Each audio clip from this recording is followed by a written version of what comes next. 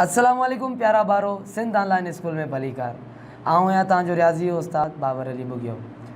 अॼु असीं मश्क हिकु ॾहाई हिकु जो सवाल नंबर 1 हल कंदासीं। सवाल जे बयान ते अचूं त लिखियल आहे फ़ैसिलो करियो त हेठियनि मां कहिड़ो सेट ॿिए सेट जो मातहत आहे। तव्हांखे कुल 3 सेट मिलियल आहिनि। इन्हनि टिनी सेटनि मां असांखे इहो ॿुधाइणो आहे, इहो फ़ैसिलो करिणो आहे त कहिड़ो सेट कहिड़े ॿिए सेट जो मातहत थींदो। पहिरें सवाल जी तरफ़ अचूं त तव्हांखे 2 सेट मिलियल आहिनि। हिकिड़ो आहे ए सेट जंहिंजा रुकन आहिनि 5 6 7 5 6 7 ऐं बी सेट जा रुकन या एलिमेंट्स तव्हांखे मिलियल आहिनि 1 खां वठी 10 ताईं, माना 1 2 3 विच में 2 नुक़्ता आहिनि। हिन जो मतिलबु आहे त 3 खां वठी 10 ताईं 3 जे विच में 3 ऐं 10 जे विच में जेके बि अंग अचंदा उहे तमामु हिन सेट में अंग शामिलु हूंदा। मातहत हुजण जो शर्त इहो आहे त जेको सेट तव्हां खणो पिया उन जा रुकन ॿिए सेट में मौजूदु हुजनि त पहिरियों सेट ॿिए सेट जो मातहत थींदो। हाणे हिते असीं ॾिसूं था ए सेट जा रुकन आहिनि 5 6 7 3 अंग आहिनि जेके बी सेट में बि मौजूदु आहिनि। त पहिरें सवाल जे जवाब में असीं लिखंदासीं ए सेट मातहत आहे बी जे। हीअ जेका निशानी आहे असां हिन जो जवाबु बयानी तौर ते कोन ॾींदासीं पर निशाननि जी सूरत में ॾींदासीं। हीअ जेका निशानी आहे इहा मातहत जी निशानी आहे, साइन ऑफ सबसेट जंहिंखे चयो वेंदो आहे या मातहत जी निशानी। A is subset of B या ए सेट मातहत आहे बी जे। छो छा लाइ त ए में जेके बि रुकन आहिनि उहे बी में बि मौजूदु आहिनि। ॿिए सवाल जी तरफ़ अचूं था।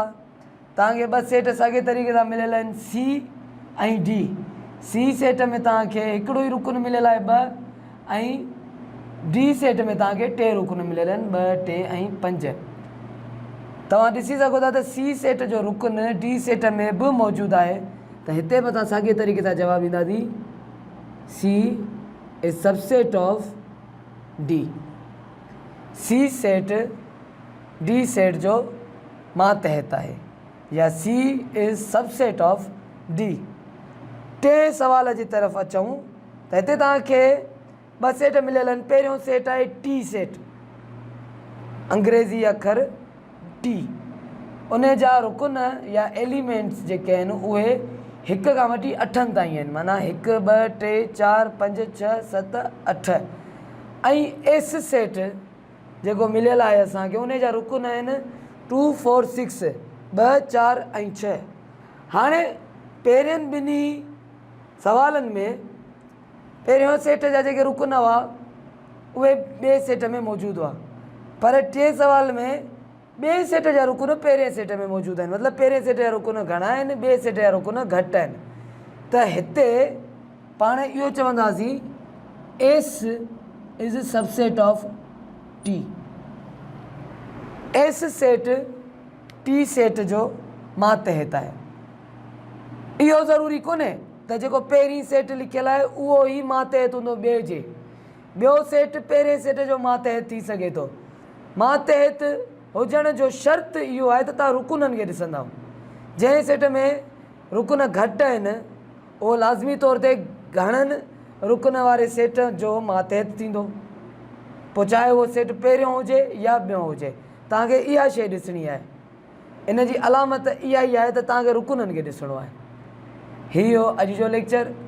अॻिए लेक्चर में असीं हिन ई मश्क जा मज़ीद सवाल हल कंदासीं। तेसीं ताईं पंहिंजो ख़्यालु रखो। अल्लाह हाफ़िज़।